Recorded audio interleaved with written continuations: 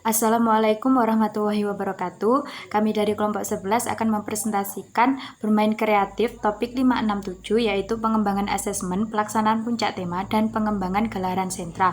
Yang anggotanya saya Fatimatus Solikah NIM 15, Nitiastri Marliana NIM 21, dan Salamatun Nikmah NIM 37. Dan materi yang pertama akan dijelaskan oleh teman saya. Baik, terima kasih atas waktunya. Yang pertama, di sini saya akan menyampaikan mengenai definisi dari asesmen perkembangan anak. Penilaian perkembangan atau yang sering disebut dengan asesmen perkembangan anak memiliki tujuan utama yaitu untuk mengumpulkan data-data mengenai perkembangan anak dan hasil dari kegiatan belajar anak. Pelaksanaan asesmen perkembangan ini merupakan suatu hal yang sangat penting dan tidak dilaksanakan hanya pada akhir kegiatan, namun bersifat berkelanjutan dan berkesinambungan yang dilakukan setiap kegiatan tersebut berlangsung. Setelah melakukan asesmen, ada langkah yang tak kalah penting yang kita harus lakukan, yaitu pembuatan informasi hasil asesmen agar asesmen perkembangan yang kita lakukan tadi dapat bermanfaat dan untuk pihak yang berkepentingan seperti orang tua. Jadi di sini orang tua akan lebih bertanggung jawab mengenai perkembangan anaknya. Nah, dapat kita simpulkan dari penjelasan di atas bahwa asesmen perkembangan merupakan suatu kegiatan yang sistematik yang kegiatan tersebut meliputi pengumpulan, penganalisisan, penafsiran, dan pemberian keputusan mengenai perkembangan anak. Selanjutnya, saya akan menjelaskan mengenai tujuan asesmen dilaksanakannya asesmen perkembangan ini. Yang pertama yaitu mendeteksi perkembangan anak serta pemberian arahan apabila anak tersebut ada perkembangan yang tidak dapat berkembang dengan baik. Yang kedua, mengidentifikasi minat dan bakat yang dimiliki oleh anak. Yang ketiga yaitu untuk menggambarkan dan atau mendeskripsikan mengenai kemajuan perkembangan anak. Jadi di sini asesmen berfungsi untuk memantau apakah anak itu dapat berkembang potensinya. Yang keempat yaitu mengembangkan kurikulum agar sesuai dengan kebutuhan anak. Yang kelima yaitu memperbaiki kegiatan belajar agar dapat memenuhi kebutuhan perkembangan anak juga. Yang terakhir yaitu untuk mengasesmen program lembaga yaitu untuk menyesuaikan dari kebutuhan anak. Selanjutnya di sini saya akan menjelaskan kegunaan dari asesmen perkembangan. Yang pertama yaitu kegunaan administratif. Di sini asesmen perkembangan berfungsi untuk memberikan laporan tertulis kepada orang tua guna untuk mengetahui minat dan bakat yang dimiliki oleh anak. Yang kedua yaitu untuk kegunaan kegiatan belajar mengajar, seperti digunakan untuk evaluasi pembelajaran agar proses pembelajaran itu sesuai dengan kebutuhan anak. Yang ketiga untuk kegiatan diagnostik. Nah, ini di sini fungsi asesmen perkembangan yaitu berfungsi untuk menganalisis masalah yang dialami oleh anak. Seperti misal anak kurang bisa membaca, jadi di situ anak mengalami masalah apa. Yang terakhir yaitu untuk kegiatan penelitian. Nah, asesmen perkembangan ini dalam kegiatan penelitian tersebut dilakukan dengan upaya untuk mengembangkan potensi anak secara maksimal. Selanjutnya, saya yang terakhir di sini akan menyampaikan mengenai best practice atau praktek terbaik untuk asesmen perkembangan anak. Namun, kita sebelumnya harus mengerti bahwa membuat kriteria dasar yang pasti untuk setiap kecerdasan bertujuan untuk mempermudah membedakan antara minat atau bakat yang dimiliki manusia. Dalam hal ini, Gardner menyampaikan ada 7 kecerdasan yang pertama.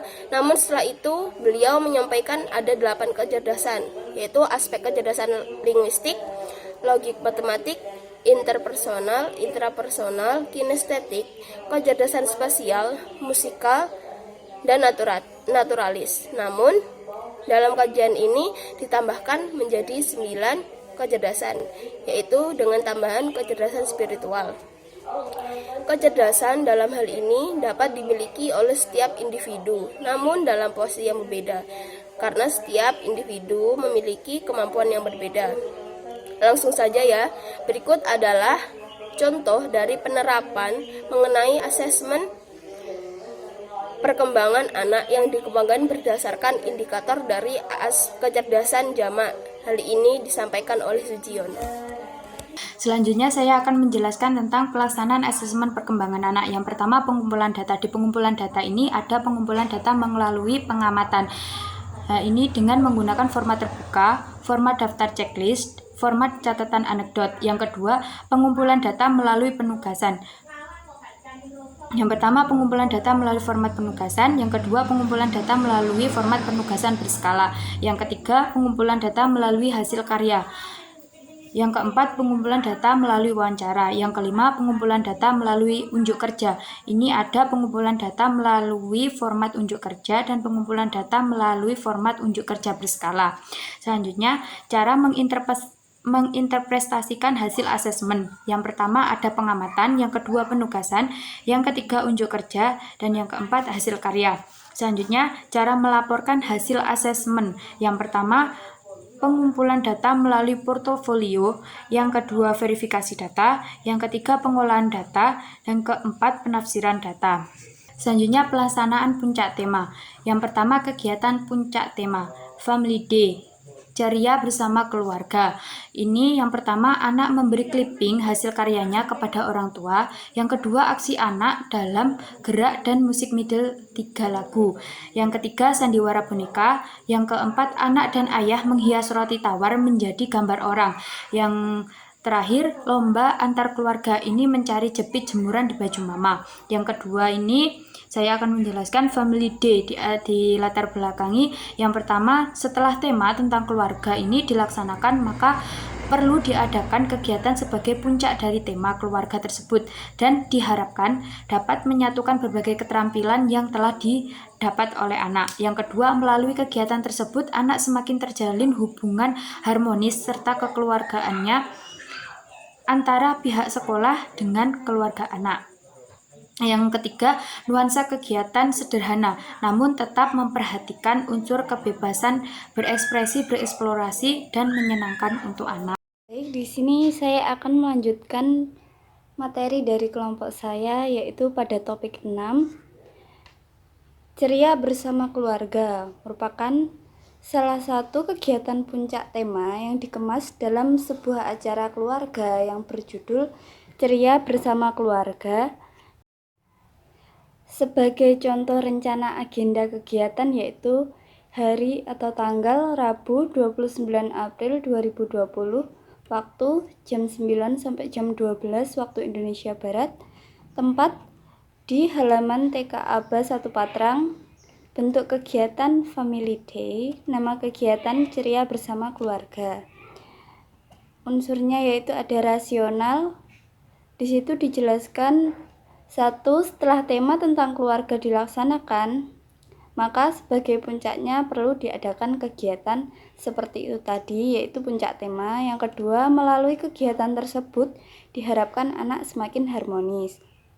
Dan yang ketiga, kegiatan bersifat sederhana. Adapun persiapan pra-kegiatan yaitu membentuk susunan panitia kecil dengan koordinasi dari kepala sekolah. Dan yang kedua, panitia terdiri dari guru, asisten peneliti, serta wakil dari orang tua siswa. Dan yang ketiga, seksi yang perlu dibentuk yaitu si acara, perlengkapan, dan si konsumsi. Selanjutnya, pelaksanaan kegiatan. Kegiatan dilaksanakan di halaman sekolah sesuai dengan rencana agenda kegiatan di atas dengan susunan acara yaitu sebagai berikut. Yang pertama, penyambutan kedatangan anak dan orang tua, dan yang kedua, sambutan dari kepala sekolah mengenai tujuan dan kegiatan yang akan dilaksanakan. Selanjutnya yaitu ada contoh rundown dari acara tersebut. Selanjutnya yaitu acara penutup. terdiri dari pembagian souvenir dan salam perpisahan dari para guru pada orang tua siswa. Dan yang keempat yaitu evaluasi kegiatan, terdiri dari kegiatan berjalan lancar atau tidak, keluarga yang hadir menikmati acara atau tidak, dan ketiga, guru, anak, dan keluarga menjadi lebih akrab. Selanjutnya, kelebihan dari kegiatan puncak tema sendiri yaitu yang pertama, berpusat pada anak yang bertujuan membuat anak bebas dan aman secara psikologis. Dan yang kedua, membuat anak senang belajar di sekolah dan meningkatkan kepedulian dan kerjasama antara pihak sekolah, keluarga, dan masyarakat. Yang ketiga, memberikan pengalaman langsung pada anak. Yang keempat, mampu menciptakan kelas yang kreatif dan penuh kegembiraan bagi anak. Kurikulum memfokuskan pada perkembangan anak melalui bermain. Yang keenam, melalui bermain anak mampu berekspresi, bereksplorasi, berkreasi, dan belajar. Dan yang ketujuh, lebih berfokus pada proses dan bukan hasil. Dan yang terakhir yaitu mampu membantu perkembangan anak. Dan yang selanjutnya yaitu pada topik 7, pengembangan gelaran sentra bermain. Batasan istilahnya sendiri yaitu gelaran sentra bermain merupakan istilah dari suatu pusat kegiatan belajar yang selama ini dikenal dengan sebutan sentra pada kalangan pendidik di kelompok bermain atau KB dan atau area pada kalangan guru taman kanak-kanak atau TK. Gelaran sentra bermain sendiri memiliki prinsip yaitu yang pertama, menjadi alternatif dari pembelajaran sentra atau area yang selama ini sulit dilaksanakan karena keterbatasan ruang atau sempitnya lahan yang dimiliki oleh lembaga. Yang kedua, menginspirasi guru dalam menciptakan berbagai wahana belajar bagi anak sesuai dengan situasi dan kondisi. Dan yang ketiga, gelaran sentra bermain menggunakan prinsip di mana saja, kapan saja, dan siapa saja dapat menggunakan gelaran sentra bermain tersebut.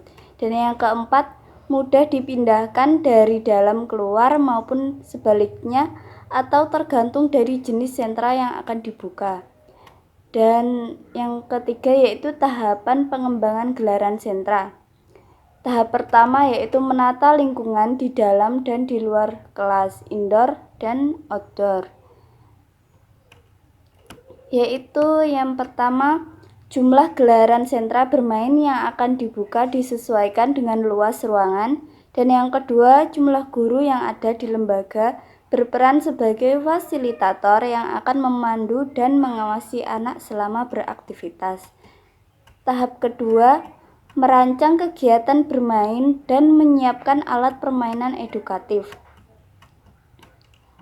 Adapun hal yang perlu diperhatikan yaitu yang pertama, mengacu pada perencanaan pembelajaran yang telah disusun rapi, baik perencanaan bulanan, mingguan atau RPPM atau harian atau RPPH.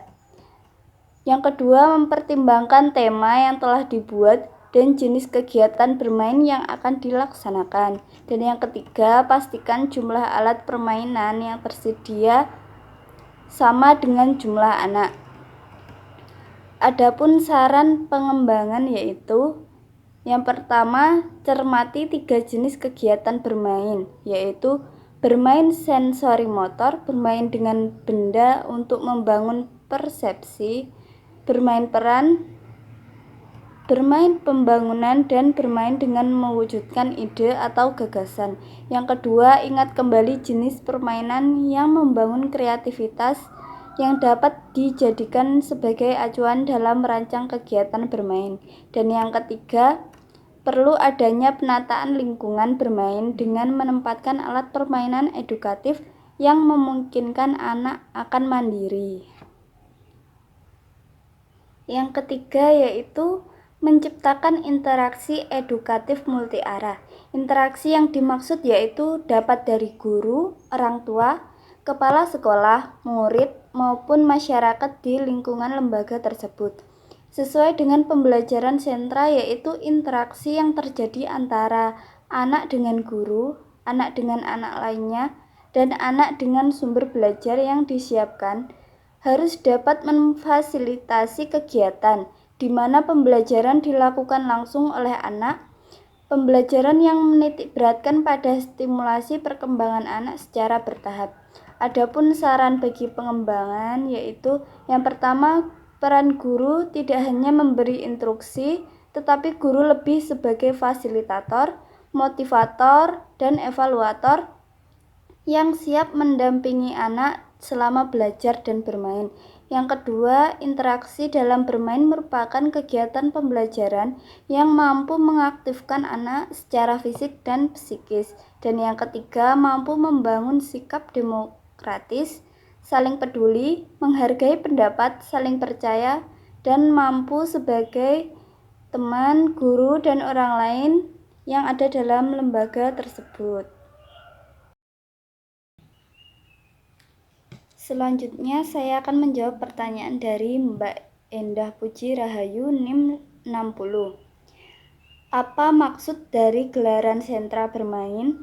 Bagaimana penerapannya dan fungsi dalam pembelajaran dan perkembangan anak? Menurut kelompok kami, sesuai dengan yang kami bahas, gelaran sentra bermain merupakan istilah dari suatu pusat kegiatan belajar dan bermain yang selama ini dikenal sebagai sebutan sentra pada kalangan guru di KB dan area pada kalangan guru di TK. Untuk penerapannya sendiri yaitu dengan mengadakan kelas bermain sentra sesuai dengan tema.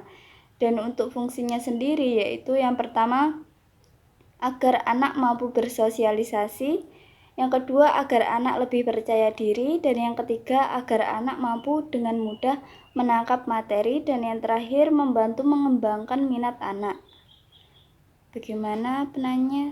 Terima kasih. Selanjutnya saya akan menjawab pertanyaan dari Natasha Salmayanti. Yang pertanyaannya, di dalam makalah penyaji terdapat kegiatan ceria bersama keluarga. Apakah dalam melaksanakan kegiatan tersebut terdapat kendala? Jika iya, seperti apa kendalanya?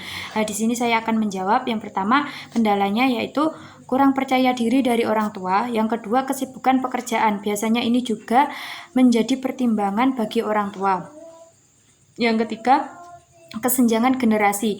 Ini biasanya orang tua yang sudah sepuh juga enggan ikut dalam kegiatan sekolah. Dan di sini ditambahkan oleh Miftahul Jannah NIM 029. Yang pertama, norma dan nilai budaya dari orang tua, yaitu orang tua berpikir bahwa guru adalah seorang ahli yang memiliki kemampuan untuk mengatasi segala kebutuhan dan masalah anaknya. Yang kedua, pengalaman negatif masa lalu. Maksudnya, sekolah ini sering memiliki pengalaman negatif akibat keterlibatan orang tua. Ini contohnya orang tua yang memiliki pemikiran berbeda dengan sekolah. Yang ketiga, saya akan menjawab pertanyaan dari Mbak Mumtaz Nabila. Pertanyaannya, dalam pengumpulan data pada pelaksanaan asesmen, apakah terdapat kriteria tertentu? Jika iya, jelaskan maksud dari kriteria pengumpulan data tersebut. Nah, di sini saya akan menjawab, kriteria itu pasti ada dan yang harus dilakukan saat pengumpulan data yaitu pertama wawancara, observasi, angket, dan studi dokumen. Kriteria pengumpulan data ini merupakan suatu cara ilmiah untuk mendapatkan data dengan tujuan dan penggunaan tertentu. Terima kasih. Baik, di sini saya akan menjawab pertanyaan dari Mbak Vivin Nur Anggraini NIM 44. Pertanyaannya, dalam saran bagi pengembangan atau guru, adakah kendala? Dan berikan contoh dari kegiatan pembelajaran yang mampu mengaktifkan anak secara fisik dan psikis.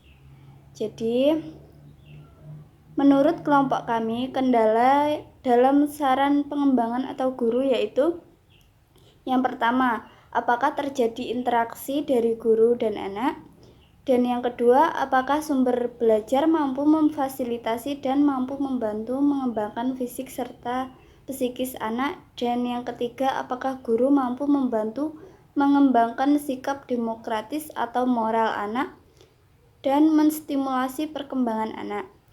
Sehingga dalam tahap interaksi edukatif multi arah, kami berikan saran yaitu sebagai berikut. Yang pertama, Peran guru tidak hanya memberi instruksi, tetapi guru lebih sebagai fasilitator, motivator, dan evaluator yang siap mendampingi anak selama belajar dan bermain.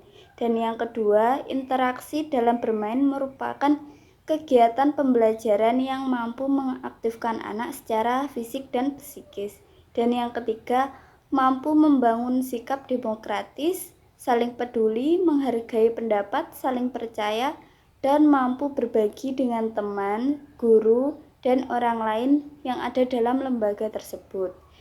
Dan untuk kegiatan yang membantu mengembangkan fisik serta psikis anak melalui bermain sentra, yaitu ketika kita mengambil tema keluarga, kita ajak anak bermain peran sebagai keluarga yang di dalam keluarga tersebut terdapat konflik, sehingga outputnya nanti anak akan memahami nilai moral, dan hal tersebut secara tidak langsung membantu mengembangkan psikis anak.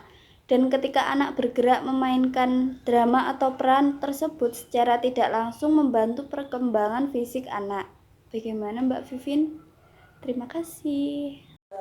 Baik, di sini saya akan menjawab pertanyaan dari teman-teman. Yang pertama, saya akan menjawab pertanyaan dari Mita Sari dengan Nikmah 9. Dia bertanya apakah terdapat kendala atau hambatan yang dihadapi oleh seorang guru. Jika ada kendala, apa?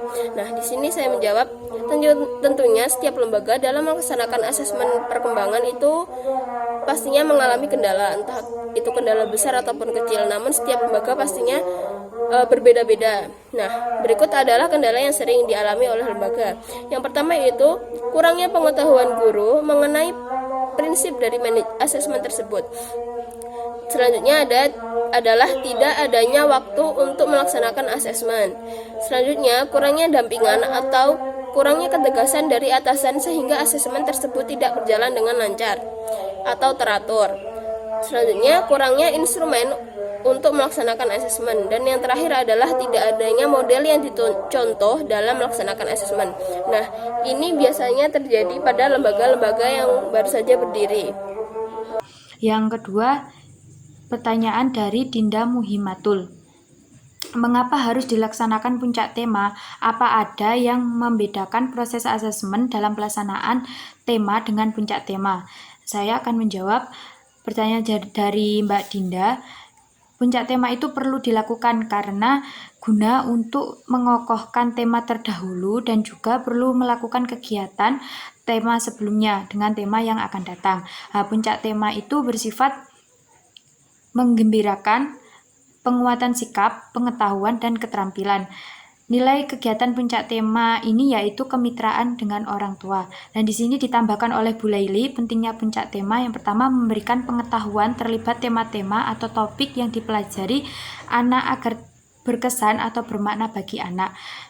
Dan di sini Bu Laili memberikan pertanyaan, seperti apa pengokohan tema sebelumnya? Di sini pengokohan tema sebelumnya itu mengingatkan tema-tema yang sudah dibahas sebelumnya, agar anak selalu mengingat materi yang sudah dibahas sebelumnya. Baik, terima kasih Mbak Dinda untuk pertanyaannya, dan terima kasih Bu Laili sudah membantu. Di sini saya akan menambahkan jawaban dari teman saya. Untuk perbedaan antara proses asesmen dalam pelaksanaan tema dengan puncak tema, yaitu untuk proses asesmen pelaksanaan tema yaitu dapat dilakukan penilaian seperti biasa di kelas ketika kegiatan belajar mengajar sesuai dengan tema, yaitu misalnya keluarga.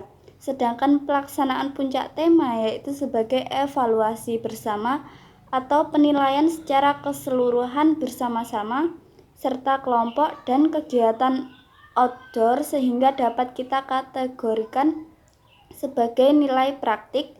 Sebagai contohnya yaitu tadi keluarga. Di sini poin plusnya, orang tua dapat melihat secara langsung hasil belajar anak, seperti itu. Terima kasih. Baik, di sini saya akan menjawab pertanyaan dari Putri Rahayu NIM 94. Pertanyaannya, tolong berikan contoh dalam pengembangan asesmen perkembangan anak berbasis multiple intelligence menurut kelompok Anda. Terima kasih. Baik, Untuk contoh dan penjelasannya sendiri sesuai dalam makalah kami, yaitu seperti gambar di halaman 6-16. Untuk usia dapat disesuaikan gambar tersebut sebagai contoh pengembangan asesmen perkembangan anak berbasis multiple intelligence. Terima kasih. Selanjutnya saya akan menjawab pertanyaan dari Ninda Eprilina NIM 76. Pertanyaannya, dalam kondisi libur sekolah seperti ini, tidak sedikit juga anak usia dini yang mogok belajar bersama orang tua, sehingga proses pembelajaran dalam keseharian kurang maksimal. Lalu apabila penyaji sebagai orang tua, apa yang akan dijadikan acuan atau tolak ukur keberhasilan dalam best practice asesmen perkembangan pada anak di saat anak mogok belajar dan tidak ada hasil karya yang dilakukan? Baik, menurut kelompok kami, kita sebagai orang tua dengan kondisi seperti ini, alangkah baiknya menjadikan buku LKS yang diterima oleh siswa sebagai hasil karya atau tolak ukur keberhasilan anak setelah belajar dan acuan kita sebagai orang tua. Dan kegiatan belajar yang mungkin membuat anak bersemangat, yaitu dengan melihat video. Dan kita memberikan pertanyaan kecil tentang video yang telah ia lihat, serta mengajak anak mengerjakan bersama LKS-nya. Lalu kita dapat mengkonsultasikan dengan guru anak. Jika anak tidak ingin mengerjakan, maka kita mampu memberikan iming-iming. Jika ia mampu, maka kita akan memutarkan beberapa video kartun yang ia gemari. Seperti itu. Terima kasih. Baik, selanjutnya yaitu pertanyaan dari Devi Yauma NIM 33. Pertanyaannya yaitu kegiatan puncak tema yang saya tahu dan biasanya itu dilaksanakan pada TK-TK yang berbasis sentra saja. Pertanyaannya, apakah puncak tema ini juga dilaksanakan oleh sekolah-sekolah yang menggunakan model pembelajaran lain selain model sentra? Terima kasih. Di sini dibantu jawab oleh Bu Laili, yaitu semua model pembelajaran, sentra, area, kelompok, semua bisa merencanakan kegiatan puncak tema. Dan dibantu juga oleh Mbak Mundiroh, yaitu menurut saya puncak tema bisa dilakukan di semua sekolah, bukan hanya sekolah yang menerapkan sentra saja, karena menurut saya puncak tema itu menjelaskan kembali sub-sub tema yang sudah diajarkan oleh guru kepada anak dengan melakukan kontinu atau pengulangan tema agar anak dapat benar-benar mengerti apa yang sudah diajarkan pada sub-sub tema yang sudah dibahas oleh guru. Baik, terima kasih Mbak Yauma pertanyaannya, dan terima kasih pada Bu Laili dan Mbak Mundiroh telah membantu menjawab. Sesuai dengan yang dijawab Bu Laili dan Mbak Mundiroh, semua sekolah mampu menerapkan puncak tema, baik sentra, area maupun kelompok. Dan menurut kelompok kami, puncak tema dilakukan sebagai evaluasi secara keseluruhan atas apa yang sudah anak pelajari, sesuai dengan tema, dan puncak tema dilakukan di akhir pembelajaran tema sebelum berganti pada tema berikutnya.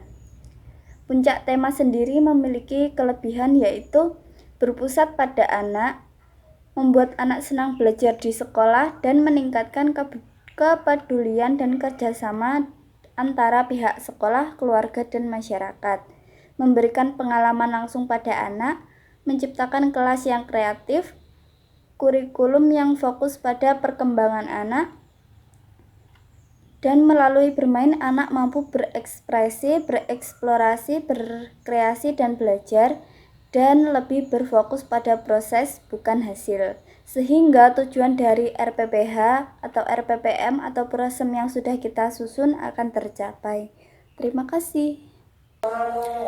Selanjutnya, di sini saya akan menjawab pertanyaan dari saudari Firda Arifianti dengan NIM akhir 32. Dia bertanya, bagaimana solusi terkait kegiatan puncak tema agar puncak tema tersebut dapat berjalan dengan lancar hingga dari awal hingga akhir dan anak dapat menikmati dan tetap bergembira. Di sini pertanyaan dari saudari Firda Arifianti dijawab oleh saudari Mundiroh dengan NIM akhir 73. Dia menjawab, menurut saya pada puncak tema adalah hal penentu di mana kita bisa mengetahui apakah anak selama ini mengerti apakah yang sudah kita ajarkan dan sebaliknya. Sehingga kita sebagai pendidik harus menyiapkan terlebih dahulu time management yang baik. Kalau perlu kita mencari seorang guru untuk mengecek apakah ada yang kurang dalam proses mengajar kita, sehingga pada puncak tema tersebut kita dapat menyampaikan apa yang ingin kita sampaikan dengan tepat waktu. Selanjutnya saya akan menjawab pertanyaan dari Salsabila Firdaus dengan NIM akhir 65. Dia bertanya, jika terdapat masalah atau kendala pada tahapan melaporkan hasil asesmen, apakah yang harus kita lakukan sebagai pendidik? Nah, di sini saya menjawab pertanyaan dari Mbak Salsa. Yang akan kita lakukan sebagai tenaga pendidik yaitu yang pertama yaitu mengidentifikasi masalah tersebut.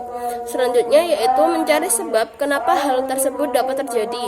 Dan yang terakhir adalah mengadakan pertemuan untuk mencari solusi agar kendala tersebut dapat diselesaikan. Yang terakhir, saya akan menjawab pertanyaan dari Anariska Khairiyah dengan NIM akhir 11. Dia bertanya, apakah asesmen perkembangan anak tersebut sama dengan asesmen perkembangan pada anak berkebutuhan khusus di PAUD inklusi? Apabila sama atau tidak sama, tolong berikan penjelasannya. Terima kasih. Nah, di sini saya akan menjawab pertanyaan dari Anariska. Yang dari hasil diskusi kami, asesmen yang dilakukan di lembaga PAUD biasa dan PAUD inklusi itu hampir sama. Hanya saja cara dan kriteria pencapaiannya berbeda. Di sini saya akan membantu menjawab teman saya pertanyaan oleh Mbak Ana Rizka. Siap, terima kasih. Jadi pelaksanaan berbeda dalam cara dan kriteria pencapaian. Nah, pada PAUD inklusi kan biasanya terdapat berbagai kriteria anak berkebutuhan khusus yang berbeda-beda. Misalnya si A memiliki masalah dengan penglihatannya, si B permasalahannya beda, si C beda lagi. Nah, di situ apakah pendidik asesmen yang dilakukan berbeda-beda setiap anak? Baik, menurut kelompok kami, karena kekurangan dan kelebihan setiap anak berbeda, maka penilaiannya pun berbeda. Jika materi yang secara umum dan kira-kira setiap anak mampu melakukannya, maka penilaiannya sama.